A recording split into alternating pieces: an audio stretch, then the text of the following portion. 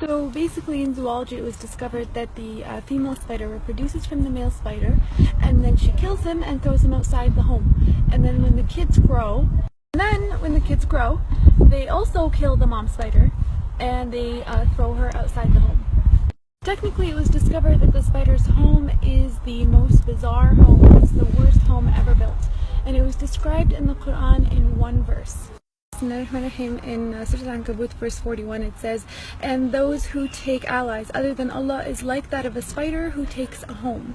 And indeed the weakest of homes is the home of the spider, if only they knew," is how the verse ended. SubhanAllah, people always knew the physical weakness and the flimsiness of the spider's home. But only in this era were they able to make the connection and comprehend the moral and the spiritual weakness of the spider's home. Hence why at the end of that verse it says, "If only they knew."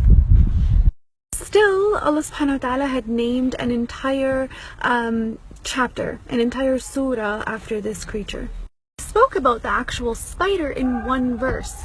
The rest of the surah was about fitan, sins and temptations. Literally, the second verse in Surah Al-Ankabut says, "Bismillahirrahmanirrahim," and do people think they're going to say we believe, but they're not going to be tempted or tested or tried? Technically, what's the connection between sins and temptations and the spider's home and the spider's web? Why was that connection made in the Quran? If we actually ponder into it a little bit, we'll realize that the connection and the battle and the intertwinement of fitan and temptations is figuratively, it's like the spider's home, the spider's web.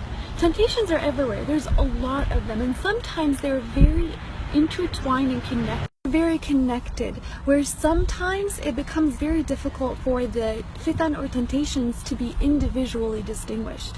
And that's why the comparison was there. A human who falls into the trap of temptation and sins is like a human who figuratively falls into a spider's web, technically. Here's the thing. If we decide to leave that trap through seeking our Lord with His power and our will, that trap becomes very weak. Just like the spider's web, it gets demolished with the touch of a finger. SubhanAllah, I just thought that connection in the Quran was very fascinating, very interesting. May Allah protect us from any fitan and temptations there.